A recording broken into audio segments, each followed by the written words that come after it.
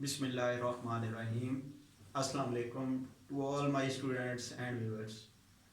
मैं आज फिर आप लोगों के साथ न्यू लेक्चर के साथ हाजिर हूँ। आज के लेक्चर में हम सेकेंड ईयर का जो हम ऑर्गेनिक केमिस्ट्री वाला पार्ट है वो स्टार्ट करेंगे। इस पार्ट पे जाने से पहले मैं आप सबसे फिर से एक दफ़ा रिक्वेस्ट करूँगा कि हमारे चैनल को सब्सक्राइब करें और बेल आइकन के ऊपर क्लिक करें ताकि आने वाली हमारी न्यू वीडियोस जो सी हैं उनसे आप मुस्तफ़ीद हो सकें। तो डियर स्टूडेंट्स, हमेशा से ही साइंटिस्ट इस खोज में रहे हैं कि how living organisms were made, non living organisms का और लिविंग ऑर्गेनिजम्स का आपस में क्या डिफरेंस हो सकता है, क्या क्या चीज़ें डिफरेंट हैं इनके दरमियान। इस चीज़ को स्टडी करते हुए बहुत हमेशा से ये ख्याल किया जा रहा था कि हम ऑर्गेनिक कंपाउंड्स को इनऑर्गेनिक कंपाउंड से कैसे डिस्टिंग्विश कर सकते हैं। 1815 के अंदर एक साइंटिस्ट था जिसने वाइटल फोर्स थ्योरी जो थी वो पेश की थी। अब ये जो वाइटल फोर्स थ्योरी थी इसको पेश क्यों किया गया था?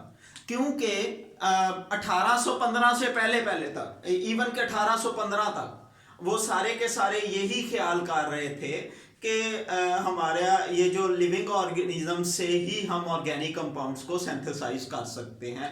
उन्होंने आज तक लेबॉर्ट्री के अंदर कोई भी इनऑर्गेनिक सब्सटेंस से ऑर्गेनिक सब्सटेंस जो था वो ऑर्गेनिक कंपाउंड जो था वो मैन्युफैक्चर नहीं किया था, जिसकी वजह से एक साइंटिस्ट था जेकब बर्जीलियस।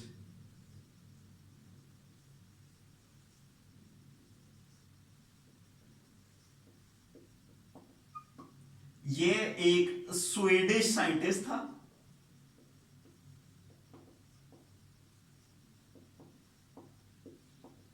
जिसने 1815 के अंदर वाइटल फोर्स थ्योरी जो थी वो पेश की थी। अकॉर्डिंग, अब वाइटल फोर्स थ्योरी की डेफिनेशन की तरफ चले तो ये क्या थी?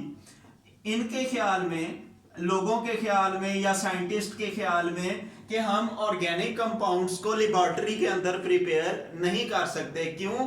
उनके अंदर कोई ना कोई एक मिस्टीरियस फोर्स, जिसको बाद में जेकब बर्जीलियस ने वाइटल फोर्स का नाम दिया था, और इसी वाइटल फोर्स की वजह से इसको वाइटल फोर्स थ्योरी का जो था टाइटल जो था वो दिया गया था। तो इस थ्योरी के मुताबिक क्या था कि according to this theory organic compounds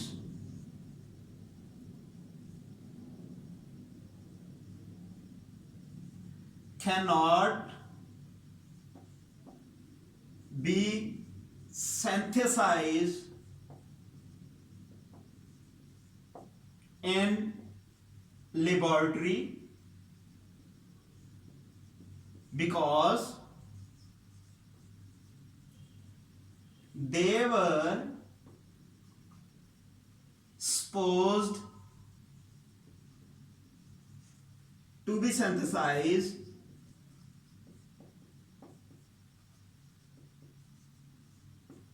under the influence of a mysterious force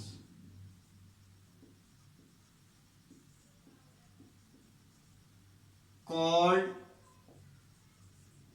vital force, which is inherited only in living organisms. अच्छा, इस वाइटल फोर्स थ्योरी का कॉन्सेप्ट क्या था कि हम ऑर्गेनिक कंपाउंड्स को लेबॉर्ट्री के अंदर प्रिपेयर नहीं कर सकते।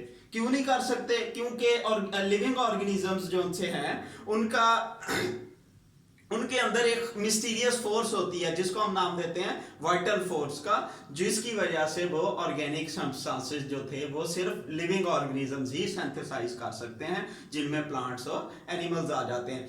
ये फोर्स, ये जो थ्योरी थी बर्जीलियस ने पेश की, क्योंकि उस टाइम तक अभी तक उनका जो था कोई भी ऐसा ऑर्गेनिक कंपाउंड वो लेबोरेटरी के अंदर सिंथेसाइज नहीं कर सके थे। अब इस वाइटल फोर्स थ्योरी के अंदर कुछ ऐसी चीजें हैं जो कि माइंड में रखनी है। कैसे? इसमें उसने क्या कहा कि एक मिस्टीरियस फोर्स है जो कि इसको सिंथेसाइज कर रही है, और ये मिस्टीरियस फोर्स किन के अंदर पाई जाती है? लिविंग ऑर्गेनिजम्स के अंदर पाई जाती है, जिसको उसने क्या नाम दे दिया था? वाइटल फोर्स का। ये दो चीजें, दो पॉइंट्स आपने इसको अपने माइंड में रखने हैं कि हमारे पास ऑर्गेनिक कंपाउंड्स को हम लेबोरेटरी के अंदर प्रिपेयर नहीं कर सकते। क्यों नहीं कर सकते? क्योंकि एक मिस्टीरियस फोर्स है जो कि सिर्फ लिविंग ऑर्गेनिजम्स के अंदर पाई जाती है, जो कि इसको प्रिपेयर करती है। इन्हीं चीजों को स्टडी करते हुए एक साइंटिस्ट था Friedrich Wohler.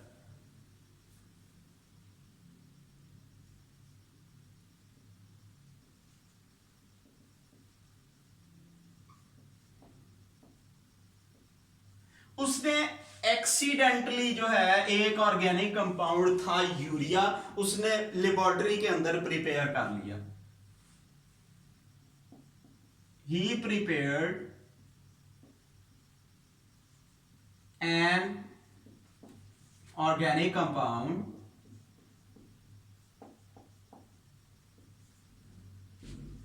Urea in laboratory.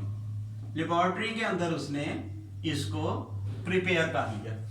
उसने एक्सीडेंटली ये प्रिपेयर किया था। कैसे? वो एक इनऑर्गेनिक कंपाउंड था अमोनियम सियानेट, उसको प्रिपेयर करना चाह रहा था मुख्तलिफ रिएक्शंस के जरिए। लेकिन जैसे ही जब उसका जो फर्स्ट रिएक्शन था, पहला मैकेनिज्म का जो पहला रिएक्शन था, उसके अंदर उसने अमोनियम सियानेट को जो है वो प्रिपेयर तो कर लिया था, लेकिन वो अनस्टेबल था। इंटरमीडिएट के तौर पर उसने काम किया और फौरन से ही डीकंपोज होके, रीअरेंज होके वो यूरिया के अंदर जो था वो चेंज हो गया था। फ्रेडरिक वोहलर, इसने 1828 के अंदर जो है वो वाइटल फोर्स थ्योरी को रिजेक्ट कर दिया था। क्यों रिजेक्ट किया था? इसने एक इनऑर्गेनिक कंपाउंड अमोनियम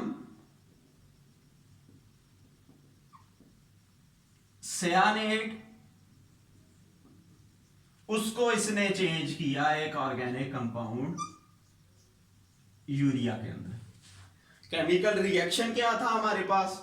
इसने इसने सबसे पहले रिएक्शन करवाया, उसके अंदर इसने अमोनियम सियानेट NH4CnO को जो है वो प्रिपेयर कर लिया था। लेकिन फौरन से ही जैसे ये एज एन इंटरमीडिएट प्रोडक्ट के तौर पर ये उसने अपना जो डिजायर्ड प्रोडक्ट था वो तो निकाल लिया, लेकिन उसी सेम कंडीशंस के ऊपर ये अमोनियम सियानेट जो था इसने अपने आप को रीअरेंज करके डीकंपोज हुआ। डीकंपोज होके तो वो हमारा यूरिया के अंदर जो था वो चेंज हो गया, NH2C double bond O NH2।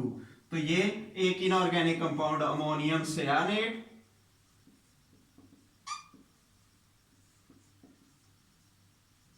जिससे उसने एक ऑर्गेनिक कंपाउंड यूरिया जो था वो प्रिपेयर कर लिया, जिसकी वजह से हमारी जो वाइटल फोर्स थ्योरी थी वो गलत साबित हो गई। वाइटल फोर्स थ्योरी जो थी उसको रिजेक्ट कर दिया। और यही जो फ्रेडरिक वोहलर का एक्सपेरिमेंट था, इसी को बेस बनाया जाता है मॉडर्न ऑर्गेनिक केमिस्ट्री के बेस बनाया जाता है। यहाँ से मॉडर्न ऑर्गेनिक केमिस्ट्री जो थी वो हमारी स्टार्ट हुई। तो डियर स्टूडेंट्स, तो ये आज का हमारा लेक्चर था कि हमारी ऑर्गेनिक केमिस्ट्री जो थी वो उसका ओरिजिन कहाँ से हुआ, कौन कौन सी थ्योरीज पे ये बेस कर रही थी। होपफुली आप सब ने इसको सुना भी होगा और इससे आप सबको फ़ायदा भी हुआ होगा। Thank you so much.